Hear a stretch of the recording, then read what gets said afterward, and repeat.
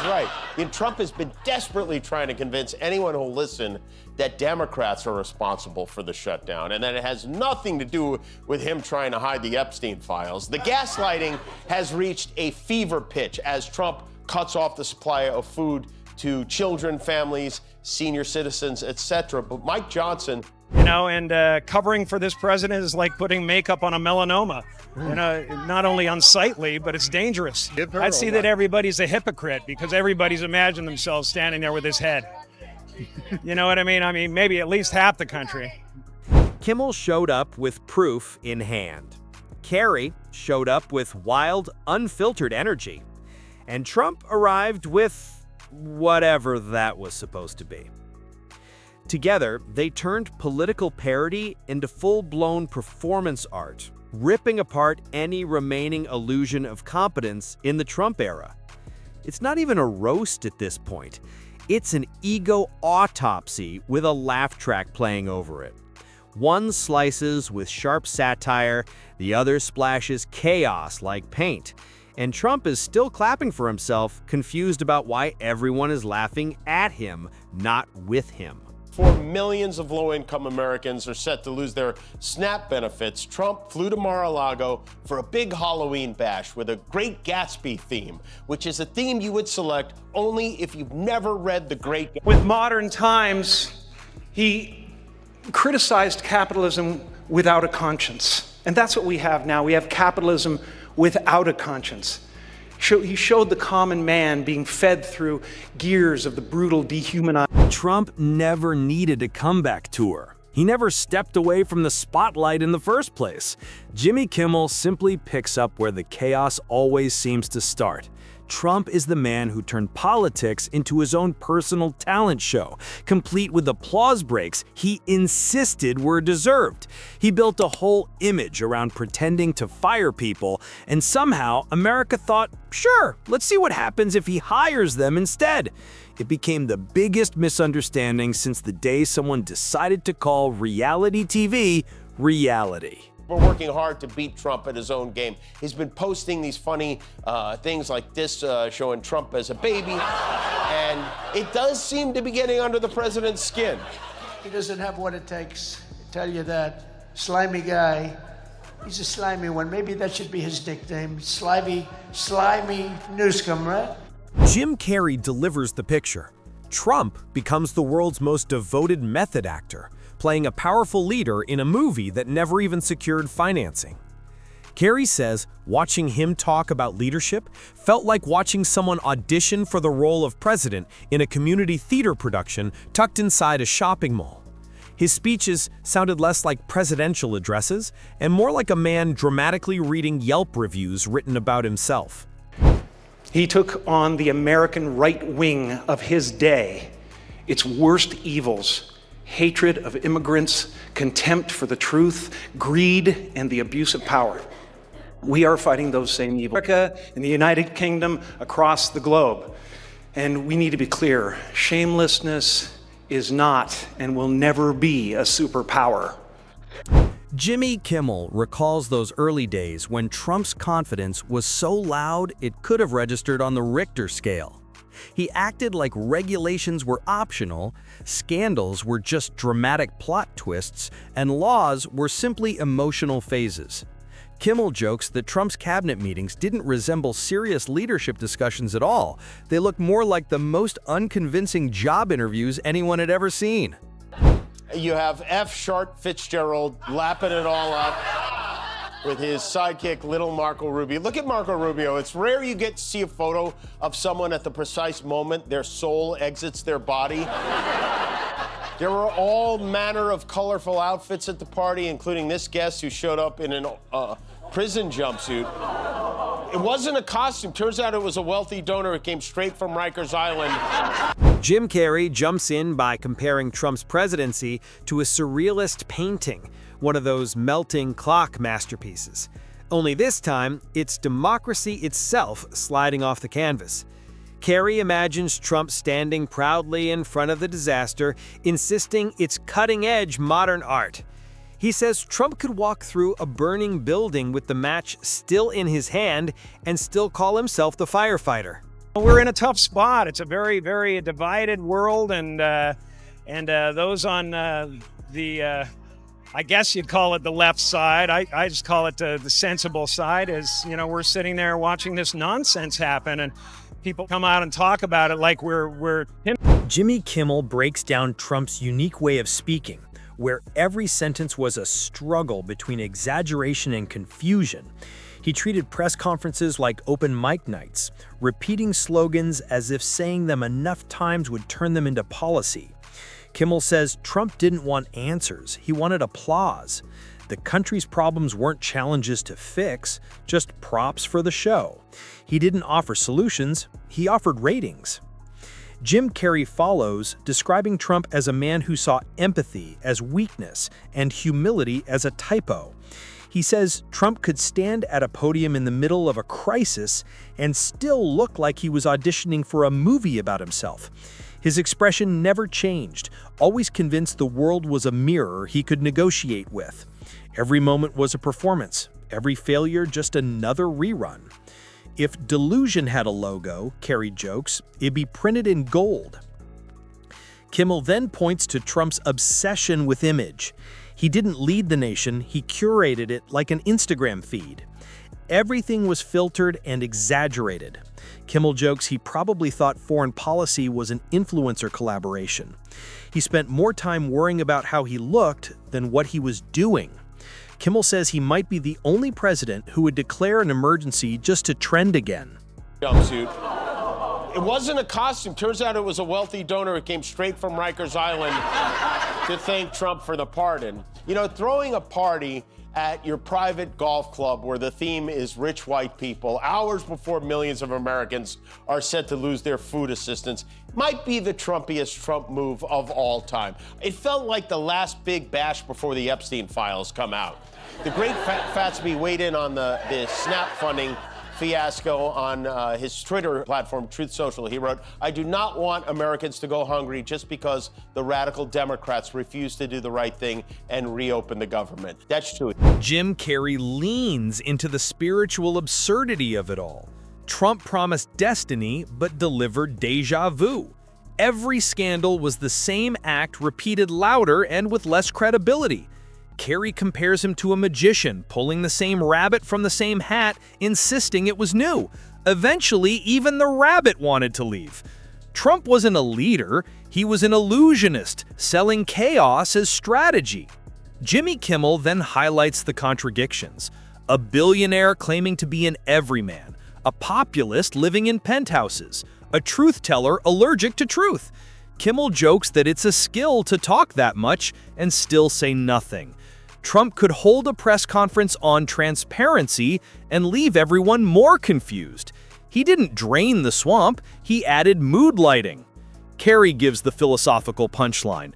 Trump proved fame isn't leadership, it's just noise with better stage lights. He ran America like a brand campaign, changing the slogan depending on who was watching. It wasn't governance, it was improv without self-awareness. A performance so chaotic, you couldn't look away, even when you wanted to. Carrey says Trump made disorder look rehearsed and failure sound patriotic. It is the mark of a villain. Kidnapping children is not what great nations do. Almost half of America at this moment believes there is a sinister deep state diabolically plotting to what? Give them health care? What is the sinister plan here? Jimmy Kimmel breaks down Trump's idea of teamwork. Cabinet members weren't colleagues, they were contestants in his endless reality show. Kimmel imagines every meeting starting with theme music and ending with a loyalty test. Policies seemed based on who complimented him last. The national agenda looked like a mood board of personal grudges. Under Trump, the White House felt less like a government building and more like a content studio. Jim Carrey slips fully into character, saying Trump's presidency felt like watching a parody of itself. The slogans, the rallies, the merch. It was a sequel no one wanted, but everyone had to sit through. Carrey pictures Trump alone, autographing hats, whispering, "They'll thank me someday." The tragedy, he says, is that Trump believed it.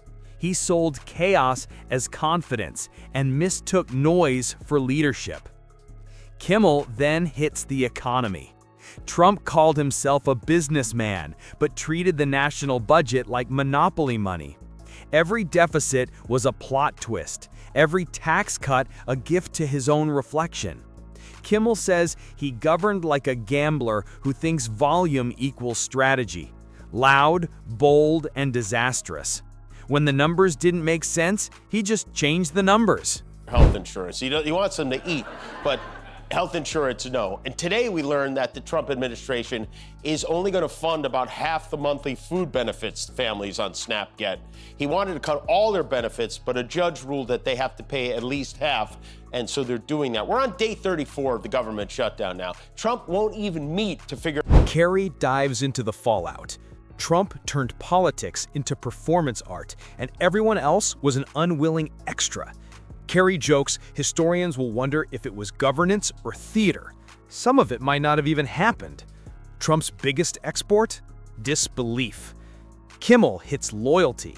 It wasn't about principles, just praise. Advisors? Reflections. Dissenters? Invisible. The Oval Office became a funhouse mirror. Even the walls embarrassed themselves. Carrey digs deeper. Trump craved attention, couldn't tell respect from visibility. Carrey compares him to a street performer who keeps juggling even when the crowd leaves. Silence terrifies him. Laughter sustains him. But applause, that's the drug. He didn't want power. He wanted endless relevance. We have a president who started out when the country was together and had a wonderful leader, and he is tearing us limb from limb. Well, destroying every institution. Let's talk about this Donald Trump, even though we don't want to. Let's bring it on the panel for this. He's a car salesman. He's a used car salesman. Absolutely. And he's, he didn't make America great again, but he did turn back the odometer. So who knows what the hell is wrong with us? Kimmel recalls rallies like fever dreams, crowds roaring, lights blazing, Trump performing like a rock star for the world's weirdest band. He didn't sell unity, he sold division. Watching him felt like democracy at karaoke. Loud, off-key, impossible to leave. A teleprompter malfunction? A 30-minute sermon about himself. Carrey adds the cartoon layer. Every policy had sound effects, every scandal a theme song. Carrey jokes if politics had bloopers, Trump's term would be the full reel. Chaos became charm, the Constitution just a prop. Kimmel notes the irony. Trump wanted statues, not history. Chapters, not context. He'll be remembered not for building, but for what he broke while staring at his reflection. Every tantrum, meltdown, and scandal lives on, not tragedy, but tragic comedy. He wanted greatness. The only monument he built was to himself. This is Trump's idea of dignified aesthetics, so now Trump's planning to bring in a new group whose tastes align more with his. He's bringing in the architect from the Cheesecake Factory, Flavor Flav's orthodontist, and the plumber from Cribs to add a chocolate fondue fountain to the Lincoln bathroom. The problem is, Trump thinks this is his house, which it is. When you stay at an Airbnb, you're not allowed to blow out a wall. He's not even a renter, he's a guest in the. He thinks he's OJ, he's actually Kato Kalin. Carrey hits the emotional punch. Trump didn't just change politics, he changed the audience. Carrey says the country learned to laugh to keep from screaming. Satire didn't exaggerate him, it documented him. He became the joke, everyone else, the laugh track. Carrey adds that he believed his own special effects were real. Kimmel points out, power doesn't corrupt, it reveals. Trump's presidency wasn't an administration, it was a personality test the nation kept failing. He imagines the founding fathers trying to rewrite the Constitution with a sense of humor clause. Kimmel closes, Trump wanted immortality but got reruns. The man who aimed for granted in history ended up in blooper reels. His legacy isn't carved, it loops endlessly in sketches, punchlines, and memes. Brought back my 8-year-old self. It's been a gift from God. It's like literally like brought me back to 8 years old where I used to sit in my room. Trump is toast. Yeah, man. And so you just kind of digest the news of the it's day. It's an affirmation. Robert Mueller? Robert Mueller putting the squeeze on the president. Kimmel says, every new scandal brings back Trump's old moments, like ghosts of past seasons. His name doesn't echo in history books. It scrolls across teleprompters and monologues, delivered with perfect comedic timing. Kimmel jokes, his true monument isn't a wall or tower, it's the world's collective eye roll. Immortality came through repetition, not greatness. Every mistake became a meme, every brag a bit, every denial a punchline. Trump's gift to comedy was involuntary but priceless, an endless archive of self-parody. He basically ghost-wrote half the jokes of the decade by existing. Even now, his presence lingers like a laugh track that won't stop. Kimmel calls it political absurdism, governance made binge-worthy for all the wrong reasons. Carrey imagines Trump years later claiming victory in a room full of mirrors. Carrey sees him pacing, holding imaginary press briefings, convinced the applause is still coming. Not tragic, poetic. The man who demanded the world's attention now performs for echoes.